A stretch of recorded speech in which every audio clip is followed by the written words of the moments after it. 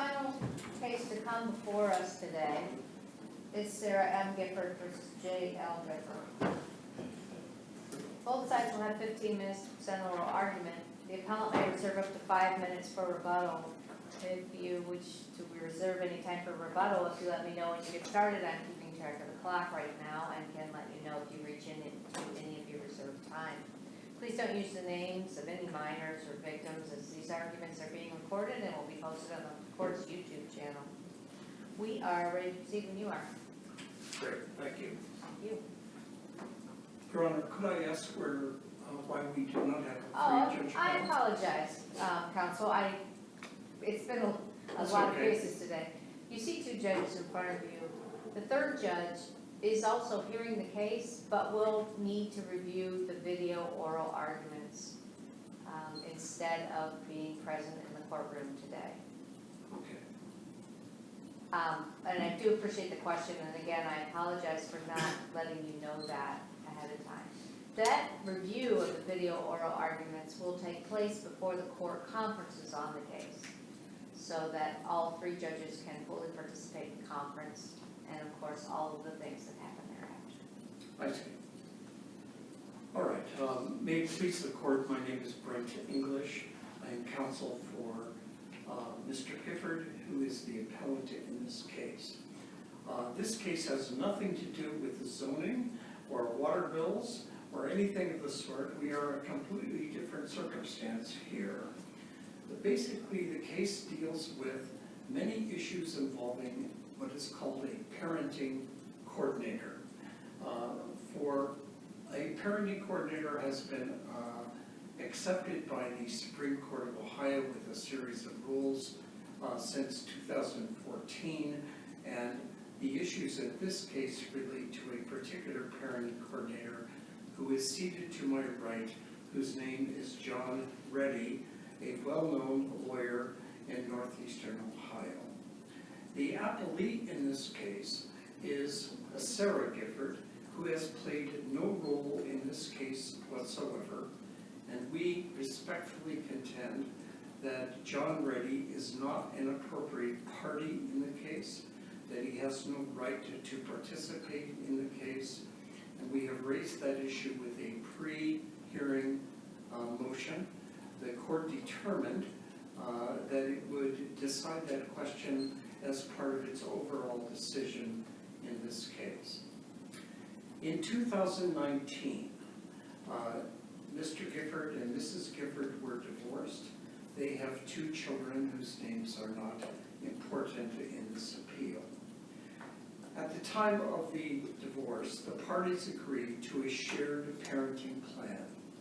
The shared parenting plan provided that the parties would separately contract, and I mean this importantly, contract with a parenting coordinator such as Mr.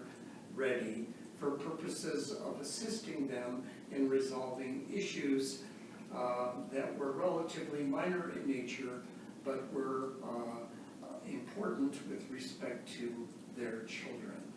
The parties agreed that they would each pay 1/2 of the cost of the parenting coordinator, and that the parenting coordinator would be engaged within 30 days. In fact, the parenting coordinator was not engaged within 30 days, but instead 5 months and 29 days later, the parenting coordinator was engaged. The court, the trial court, issued a judgment entry appointing the parenting coordinator in this case pursuant to the shared parenting plan. The parenting coordinator was then engaged to resolve these issues, and as I pointed out in my brief, there were 9 separate decisions, actually 10, but only 9 that are of record, issued by the parenting coordinator over a period of 2 years.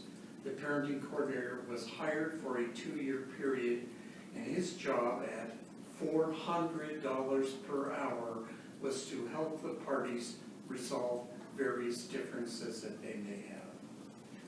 The evidence showed that Mr. Reddy engaged as a parenting coordinator. He was obligated to talk with the parties before making any decisions.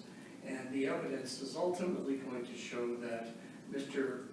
Reddy basically served as a judge and made decisions by himself without proper coordination with the parties, and essentially dictated to the parties, mostly adverse to Mr.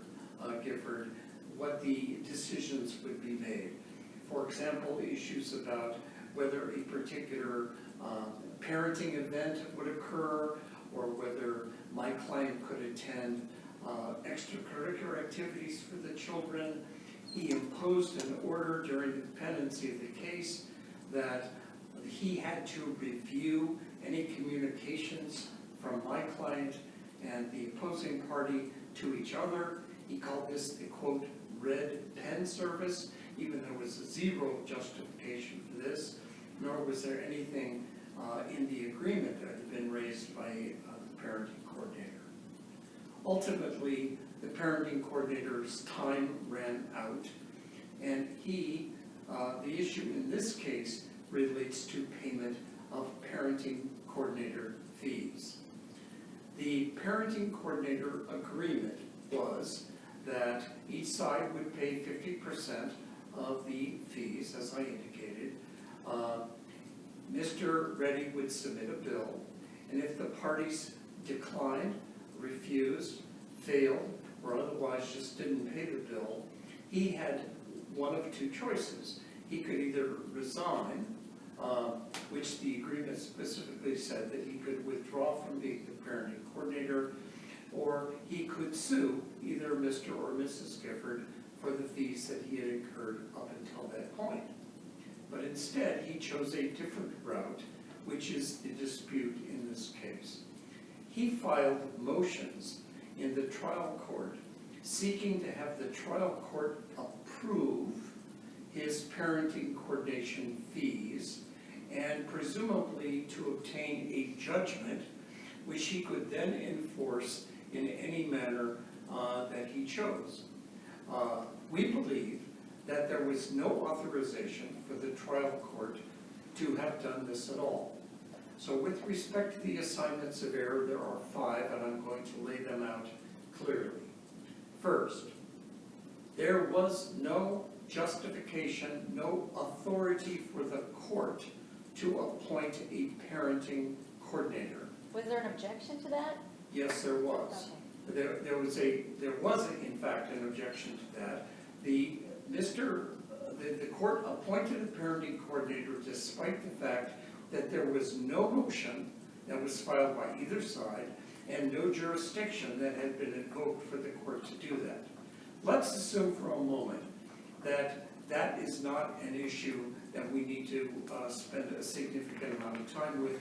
I have laid it out in my brief as to exactly why there was no jurisdiction to appoint the parenting coordinator from the beginning. Let's assume for a moment that the parenting coordinator was properly appointed. His job was to do what the parenting coordinator provisions in the shared parenting plan and in the agreement about a shared parenting plan was to do. If the parties disagreed, either he made a decision with which they disagreed or the procedure was inappropriate, there were remedies.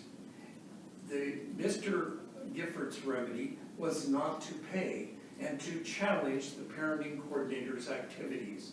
That is precisely what he did. Mr. Reddy repeatedly said that you have a remedy, which is to, I'm going to make a decision and then you can appeal to the trial court. In fact, that is correct. So Mr. Reddy would make a decision, my client would object to the trial court would do nothing about it, would conduct no hearing, would give my client no opportunity to present evidence, and then the matter would just continue. Ultimately, and so the record shows that there are multiple objections filed by Mr. Gifford to the decisions of the parenting coordinator, which were never adjudicated. And those matters are still in front of the trial court, and Judge Swensky is still in the process of dealing with those things.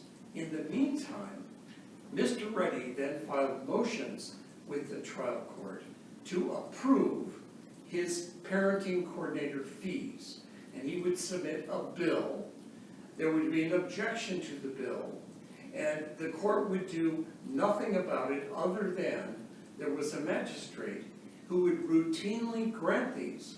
And then Mr. Gifford would file a Civil Rule 53 objection to the magistrate's decision and ask for the court to hear the matter, and that was never heard. So you're saying the parent coordinator was essentially functioning like a magistrate, and then the magistrate was the judicial officer reviewing his decision, and then the judge would review that? Or Well, has not even reviewed that? I'm not sure he was acting as a magistrate. I'm not sure what he was acting If as. he's making decisions that are potentially in dispute, that's In not, my I guess view- it's not, I'm trying to glean. In my view, sui generis. They were not correct. But was there a way to, I mean, what was the meaningful way to challenge them when they were to file an objection to the trial court, and when the objection would be filed, it would never be heard. Okay. So then there are requests for attorney's fees that are made to the trial court. My client objected all along to these, and ultimately, the reason we're here is because 9 months after one request was made for attorney's fees, the judge, without hearing any evidence, granted this motion and issued an order granting fees to Mr. Reddy for two amounts, one in the range of $2,000 and the other in the range of $6,000 in the same judgment entry. And counsel, you just now reaching into 5 minutes remaining. You may continue or reserve any time. I just wanted to let you know about that. Thank you, Your Honor. Certainly. That, I submit, is incorrect on its face. You can't have a judgment for $2,000 and a judgment for $6,000 at the same time. And moreover, due process permits us to be able to challenge these fees. So we argue that the trial court had no jurisdiction whatsoever to determine what kind of fees the parenting coordinator could charge and how he could recover them. His duty was, in the event that he did not appreciate that Mr. Gifford or Mrs. Gifford did not pay, he could quit, he could sue them civilly, and they would have an opportunity at that point to challenge. The agreement was unequivocal that this was to be a contract relationship, not a relationship where Mr. Reddy could convince a trial court that he should be paid and impose that obligation without any due process whatsoever. That is not the role of a parenting coordinator in this circumstance, and I respectfully submit that it was fundamentally error for the court to have granted the judgment that it did in this case. I will reserve the remainder. Thank you. Thank you, counsel.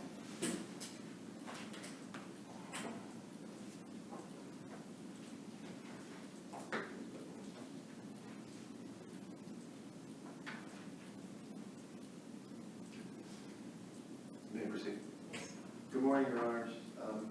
May it please the court, my name is John Reddy, and I'm the court-appointed parenting coordinator in the Gifford matter.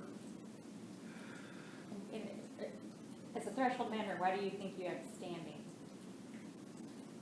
Your Honor, we have standing for the reasons that are laid out in our brief in opposition to that motion that was filed to claiming that we didn't have standing.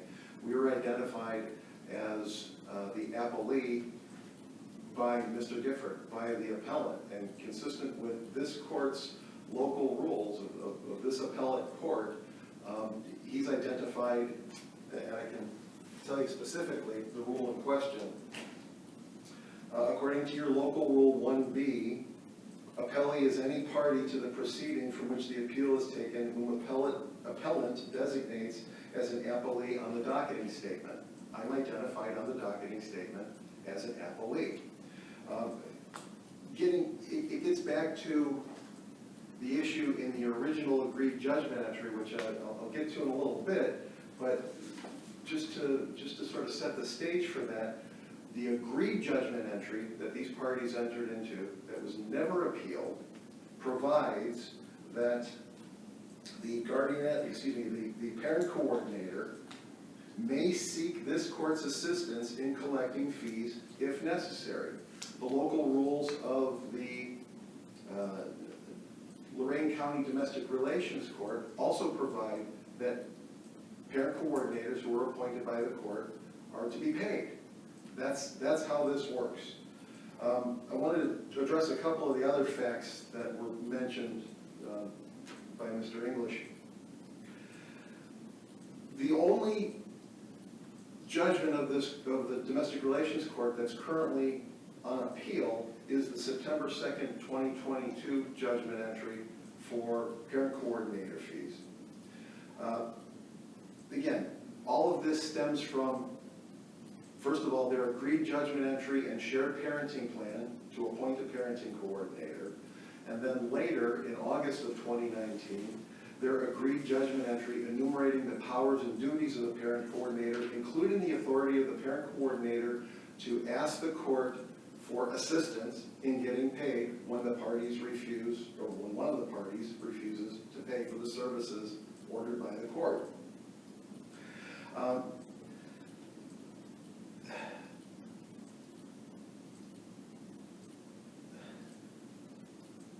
Putting this case in its proper context, the complaint for divorce for these folks was originally filed on June 20th, 2017, which means that this case is approaching its 8th year of life.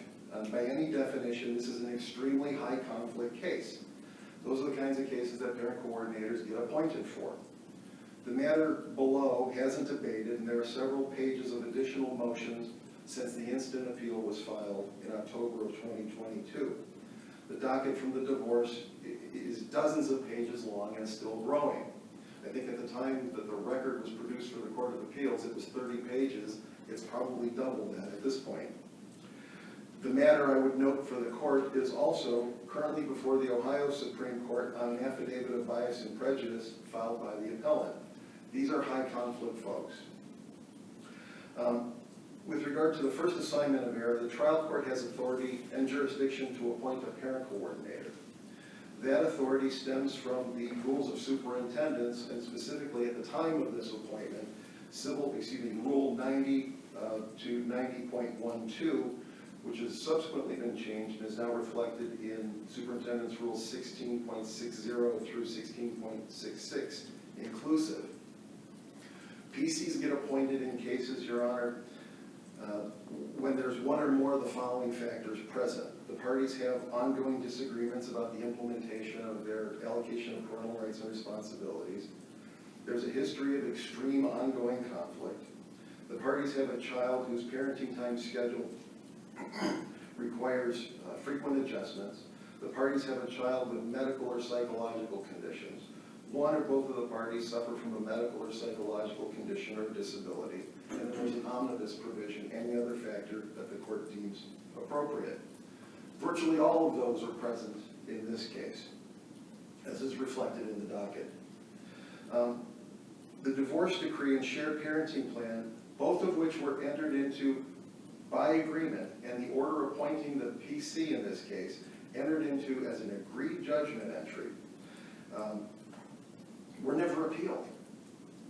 Neither were any of the preceding awards of PC fees in the case below. None of those were ever appealed. And in fact, counsel mentioned that there were objections, that none of those motions for PCs were ever opposed. Would that be an immediately appealable order, though? I beg your pardon? An order appointing a PC, would that be something that's immediately appealable? Yes. Okay, under what? These were post-decree. The PC was appointed at the end of the divorce case.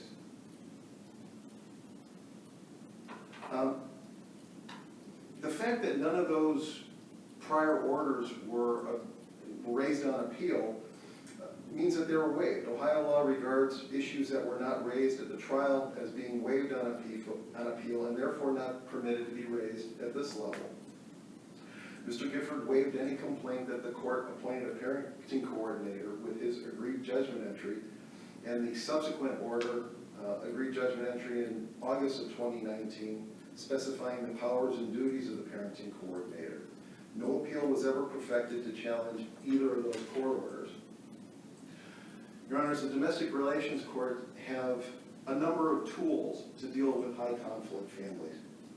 They can issue orders of discovery, they can issue trial orders, they can issue restraining orders, they can issue orders appointing guardians, they can issue orders appointing parenting coordinators, they can issue orders appointing counsel for minor children, they can issue orders appointing mediators, they can appoint investigators and order investigations. They can order the issuance of an order appointing arbitrators. They can issue orders to appoint appraisers. They can issue orders to appoint custody evaluators or psychological experts. They can issue orders to appoint interpreters. They can issue orders to appoint receivers.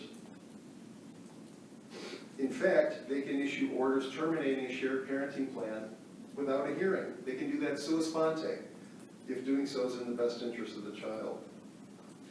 All of these orders appointing all of these ancillary professionals typically carry orders to pay those professionals for their time, and the PC should be no exception.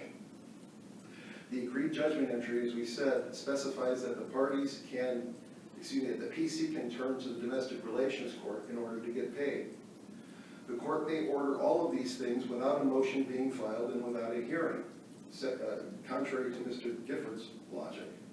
These matters are left to the discretion of the court. Mr. Gifford is trying to hamstring the court and limit the court's authority to utilize currently available remedies without more litigation in the interim. Such an approach would necessarily only lead to more litigation. As a matter of public policy, Your Honors, a decision by this court overturning this award of PC fees based on any of the assignments of error will have a statewide chilling effect on the ability of courts to attract attorneys to do this work if they can't get paid for their work. As a matter of public policy, divorce courts need more tools in their toolbox to resolve conflicts for these intensely high conflict couples and keep the parties from coming back to court again and again and again to hopefully achieve some resolution for the children who are in the middle of these terrible conflicts. Parent coordination has a history and a track record of success. The seminal study regarding PCs was a study in Santa Clara County, California, that tracked 166 cases representing 993 court appearances the prior year. Following the appointment of parent coordinators, only 37 court appearances occurred the following year. That's a 96% reduction in court appearances. This is too valuable of a tool to help children of high conflict divorcing couples to get rid of in a way suggested by the appellant. Appellant also, in his brief, suggested that he didn't have service of the motion for PC fees that was filed in this case on December 10th. However, and the record reflects this, Mr. Gifford signed a waiver of service through counsel.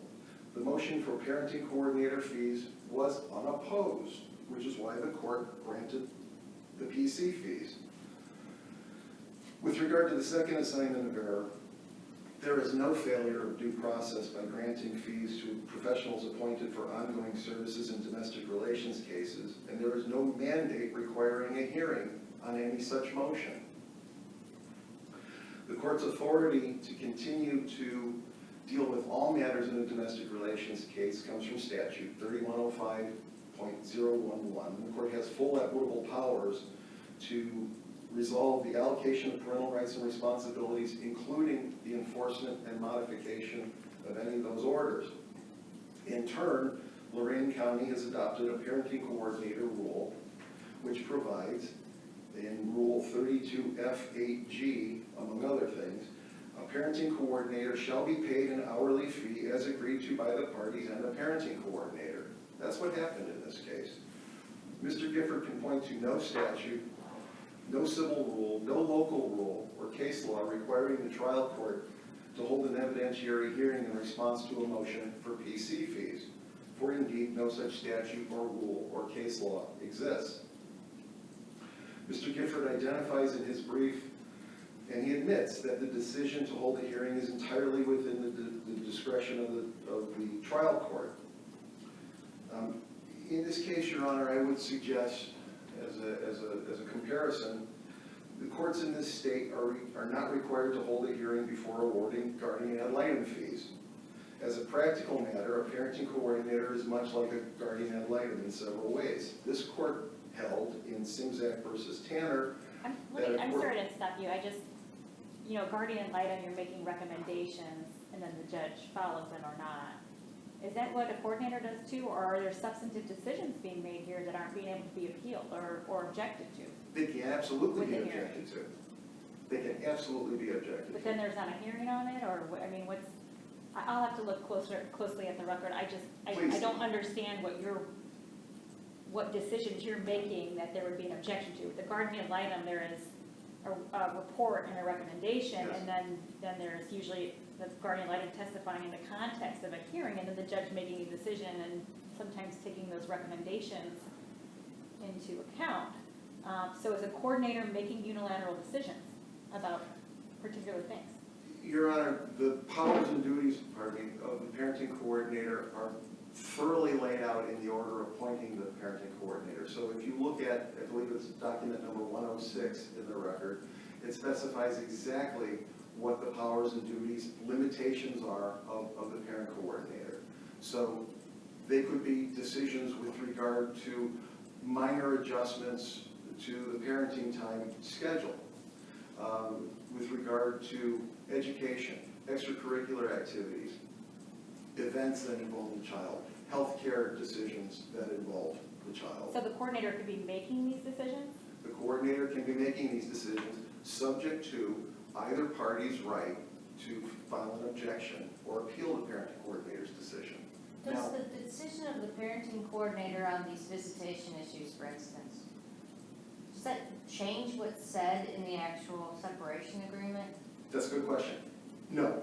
The short answer is no. The long answer is it specifies right in the parenting coordinator order that a parent coordinator cannot make fundamental substantive changes to the shared parenting plan. There's also limitations that say they can't make determinations with regard to, for example, domestic violence issues. They can't eliminate or vacate a restraining order that says one party can't see another. So I would urge the court, and I also specified those duties in our brief with regard to standing, our brief in opposition to the motion for standing. So that's a quick place to find what those limitations and duties were in this particular case.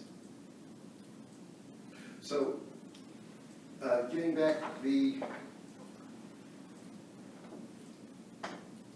parent coordinator fees are similar to that for a guardian ad litem. As this court indicated in the Simzak v. Tanner decision, it's no violation of rule of law for guardian ad litem fees to be ordered without a hearing. Indeed, trial courts in Ohio, and in the interest of justice and judicial economy, are empowered to rule on a multitude of issues in domestic relations cases without a hearing. They can rule on attorney fees without a hearing. They can rule on objections to a magistrate's decision without a hearing. They can rule on an order appointing receivers without a hearing. They can rule on a motion or deny a motion for relief from judgment pursuant to Ohio Civil Rule 60 without a hearing. And counsel, I wanted to let you finish your sentence, but you have utilized your time. Could you just wrap up in a sentence or two? Okay. This is too critical and too valuable of a tool in the hands of domestic relations judges and magistrates to keep the highest of high conflict families from returning to court and constantly dragging kids into the middle of these ongoing disputes. Thank you, counsel. Thank you.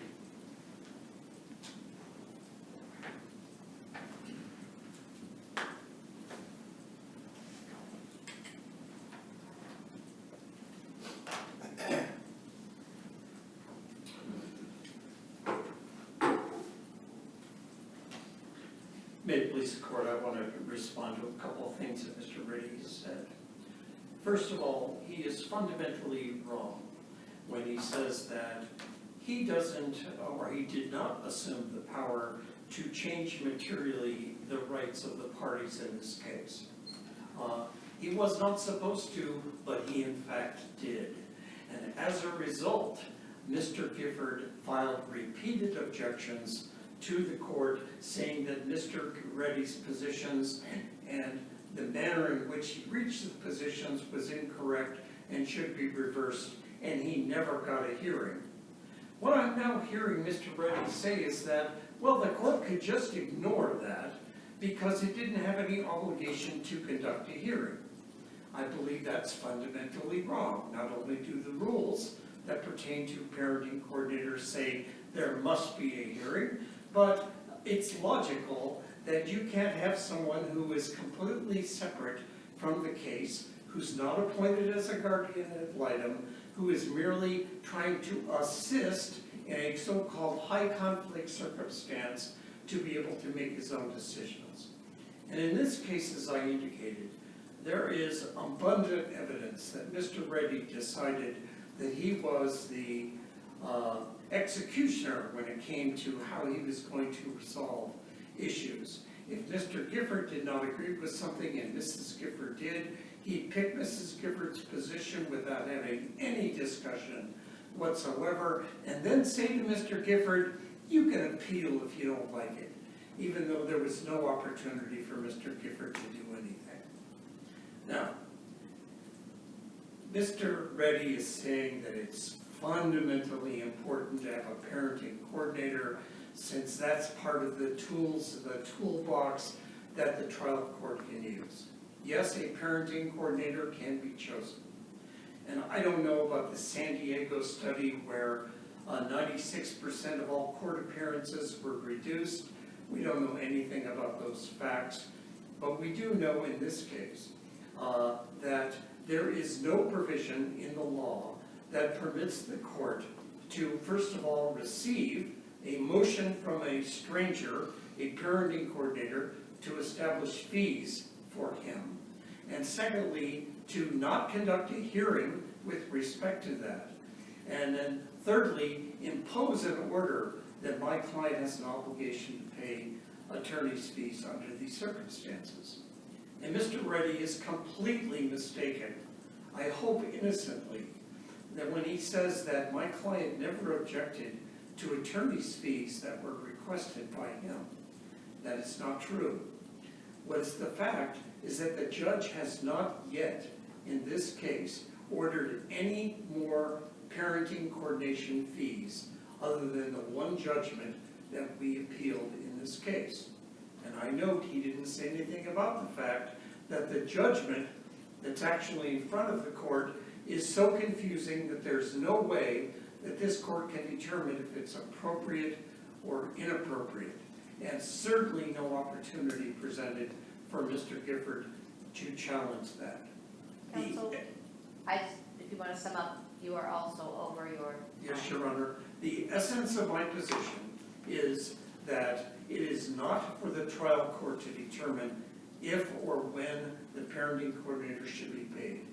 There was a contract, and if he does not like it, his duty is to file a civil action and give my client appropriate notice and to challenge that in that form.